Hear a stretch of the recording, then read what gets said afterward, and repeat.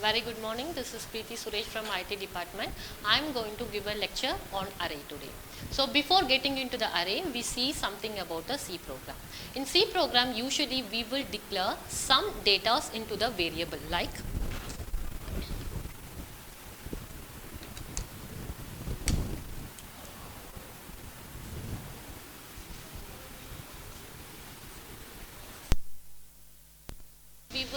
we will store some data in some other variable in C program.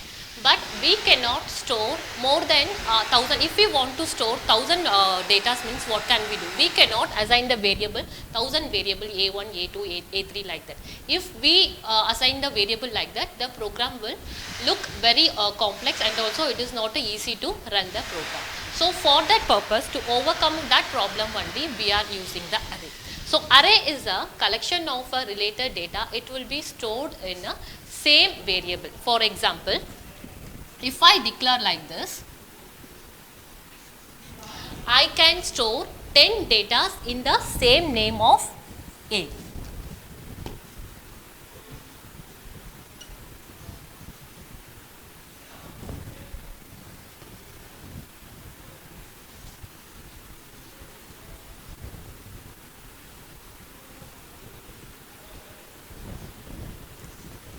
So I can store the data from 0 to 9.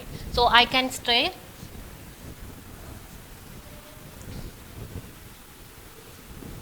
Always remember the array will start at a comma A in 0 only. We see the syntax of the program now.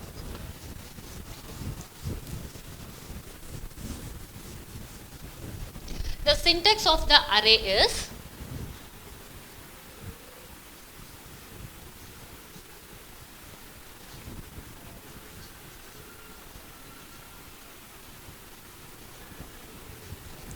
array name and the subscript. Array name means we can give any name, but it should not be the any keyword. And subscript means it is the size of the array we going to store. If I given 100 as a subscript means we can store 100 values. Now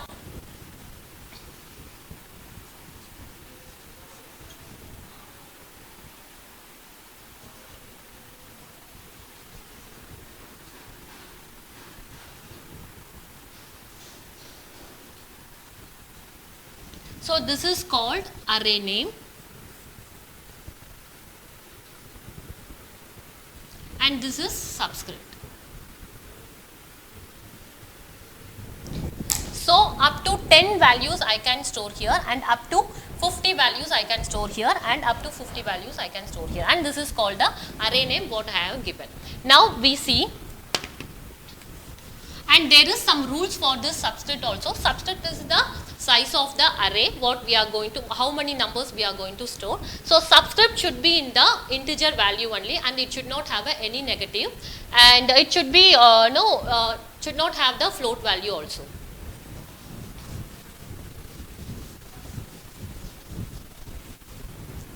Now there is a two types of array. One is single dimension array and one more is a multi-dimension array. Single dimension array means it will have only one subscript.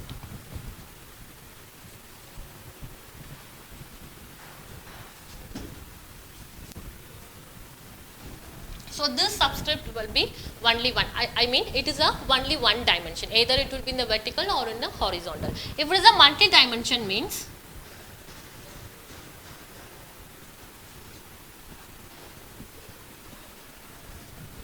maybe we can take as a rows and columns. So 20 rows and 10 rows and 20 columns. So this is two types of array. One is a single dimension and one more is a multi-dimension. More than one subscript means it is a multi-dimensional array. Okay. Now we see how to declare the array.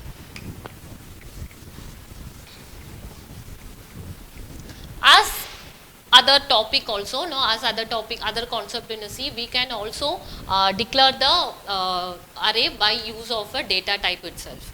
So syntax will be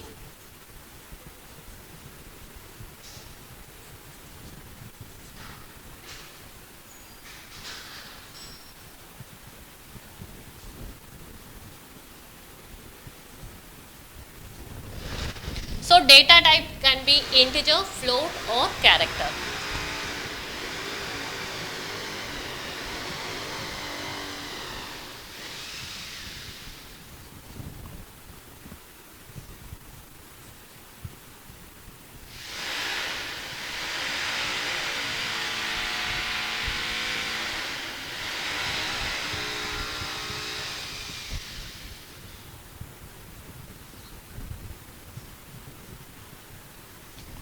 So in this I can store up to 10 marks, and here I can store 15 salary, and here I can store a character, mean 15 characters. So in such a way we need to declare the array before starting our program. So here integer, float and character is a data type what we are going to deal with.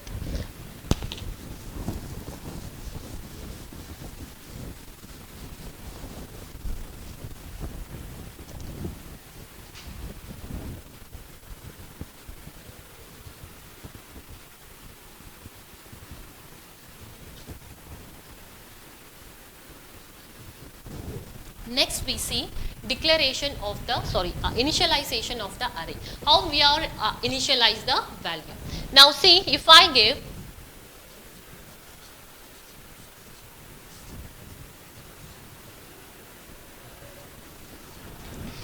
initialize the array like this, now if I have given a square bracket of 3, so 3 value I can store. So 0, 1, 2, 3. So it should be the value what I am passing, it should be in the flower bracket.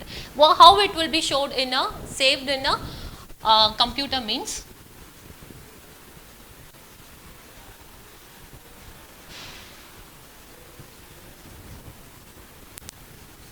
so if I pass the value like this, so it will allocate 3 memory space and also it store those values here. Okay, if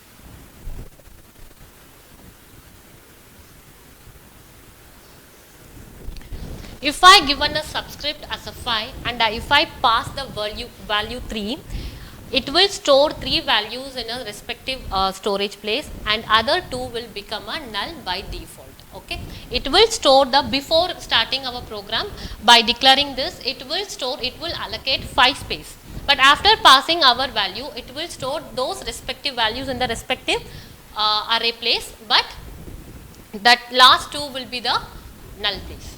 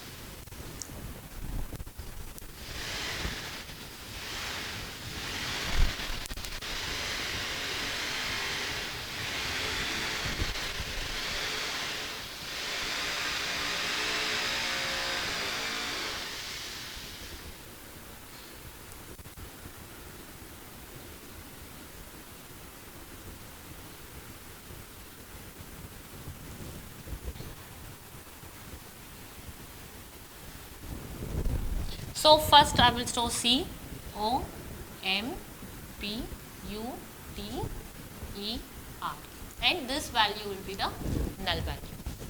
If I given 8 in while declaring this, while initializing the character string, we must remember one thing.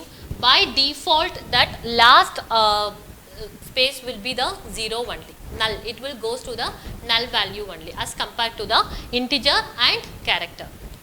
For example, if I am giving SPA, I am passing this, and if I giving value is 2. So in A of 0 value, S will be stored, and in the A of 1 value P will be stored, in the A of 2 null will be stored. So we should always give one space extra while we are initializing this character.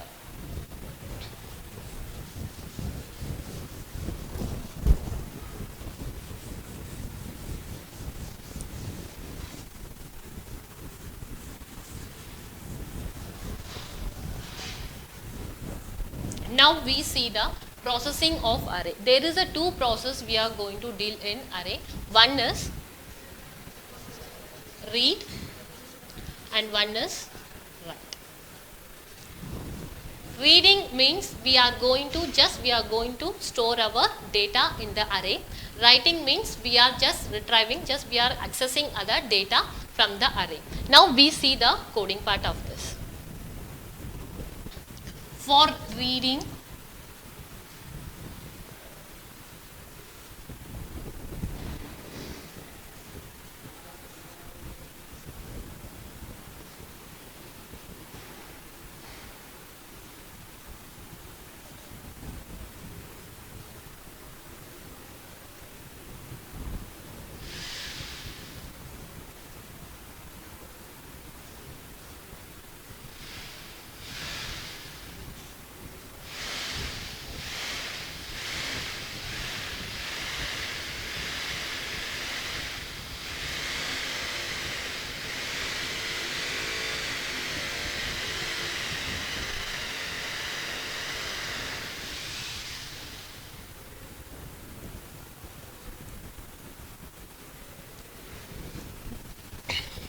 always to processing the data array, we used to take only looping. In for loop only we used to store the data, and also we used to retrieve the data. Now see, I declared a of 10, which means I am going to store 10 values. So see, I have initialized I equal to 0. So first initialization is at 0. So a of I would be we will take a of I. So I is lesser than equal to 10. So we will enter the element, then it will be stored. Again the I will get incremented. In a of 1 I will store, and again it will increment, and a of 2 it will store. So in such a way we will store the element in the array. So this coding is for reading the data, which means storing the data.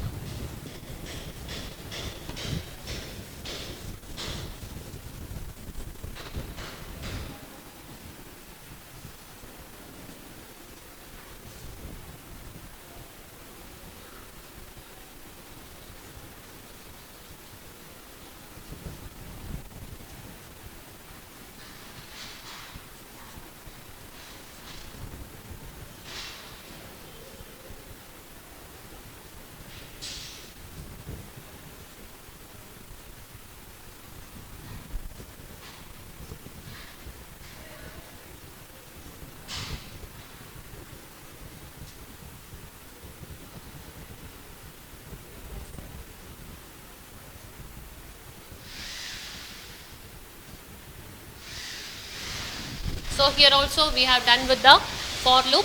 First, if the I initialized value with a 0, if I equal to 0, the element in the 0th space will be printing, and the I will be get incremented until the 10, because we are declared array size as a 10. So 10 values will be stored. So at the if the I is initialized as a 0, so value in the 0th space will print, and if it is incremented to the 1, and again the value in the first place will be print. So in such a way it will print up to 10 values.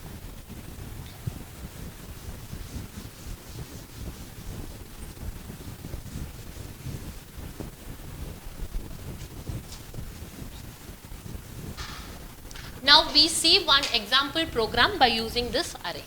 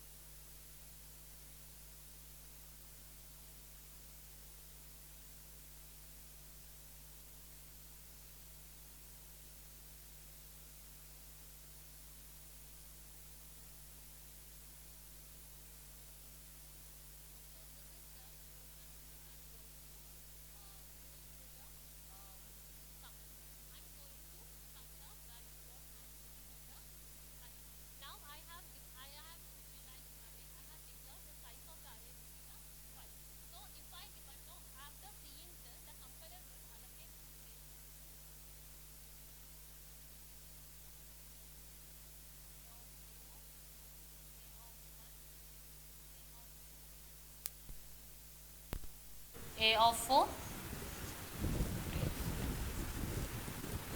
So if I enter the value here, so the value will be stored here. So if I enter if the lines read here, enter the element, so what the value I am giving, it will be stored in the place. If I given 1, 2, 3, 4, 5. By using the looping statement, we have stored our element. Now we are going to find the sum. Now see, now the I equal to 0, the value, we are initializing the I value is a 0, then I is obviously lesser than equal to 5, lesser than or 5. So we will do this operation. Already I have assigned sum equal to 0. So sum would be sum plus a of y. What is in the a of 0? What is the value of I? 0. So in the value a of 0, it is the 1. So here 0 plus 1. So sum is become 1. Now again I become incremented, the value of I became 1. So I equal to 1, I is lesser than 5, yes, the condition is true. So we will again perform this operation. So already sum equal to 1. So sum equal to 1 plus a of 1. What is in the a of 1? It is a 2. So again 1 plus 2. In such a way, up to 5 increment it will do, and we will get the value.